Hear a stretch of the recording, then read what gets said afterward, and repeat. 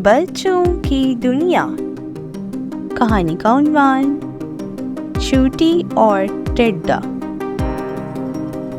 एक चूटी कहीं जा रही थी। रास्ते में इसे एक टिड्डा मिला। टिड्डा कहने लगा, चूटी बहन जरा रुक जाओ। चूटी रुक गई। पूछने लगी, क्या बात है?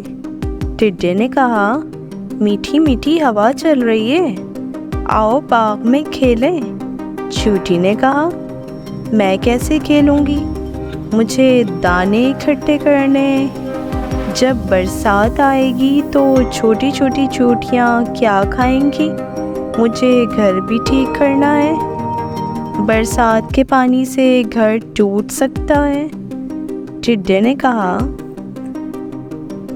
हम तो खेलते हैं जी, एक दिन बादल आएंगे, बारिश होने लगेगी, जब होगी तो देखा जाएगा। फिर क्या हुआ? एक दिन सचमुच बारिश होने लग गई और बहुत तेज बारिश हो रही थी। टिड्डा भीगता हुआ आया, चूटी का दरवाज़ा खटखटाकर कहने लगा, चूटी बहन मुझे भी अपने घर में थोड़ी सी जगह दे दो, मैं बुरी तरह भीग गया हूँ। जब तक बारिश रहेगी इस वक्त तक यहाँ रहूँगा, तुम्हारे घर पे फिर चला जाऊँगा। चूटी बोली, भाई टिड्डे, तुमने सारा साल काम नहीं किया, तुमने अपना घर नहीं बनाया, मुश्किल वक्त के लिए कुछ अनाज भी जमा कर नहीं रखा। जाओ, मैं तुम्हारी मदद नहीं कर सकती। जो सुस्ती करे इसकी सज़ा यही है। टिड्डा गिड़गिड़ाया, चूटी बहन इस बार माफ़ कर दो, आगे से मेहनत किया करूँगा। चूटी ने टिड्डे को चावल के कुछ दाने दिए और कहने लगी, लो खा लो, लेकिन मेरे घर में तुम्हारे लिए कोई जगह नहीं।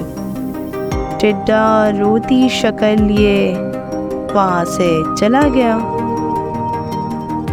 तो बच्चों, आपने इस कहानी से क्या सबक सीखा? कि हमें एक दूसरे की मदद करनी चाहिए। एक दूसरे की मदद करना अच्छी आदत ज़रूर है, लेकिन किसी की मदद इस हद तक ना करें कि वो कामचोर और काहिल हो जाए। जैसे कि चूटी ने किया, उसने टिड्डे को चावल के कुछ दाने दे दिए ताकि वो खा ले, उसका पेट भर जाए, लेकिन उसे अपने घर में रहने नहीं दिया ताकि उसे कुछ सबक भी मिले और आइंदा वो अपने अच्छे दिनों में मुश्किल वक्त के लिए कुछ तैयारी करके रखे। और आपको हमारी ये कहानी कैसी लगी, हमें लाइक, सब्सक्राइब और शेयर करके ज़रूर बताइएगा। अल्लाह हाफ़िज़।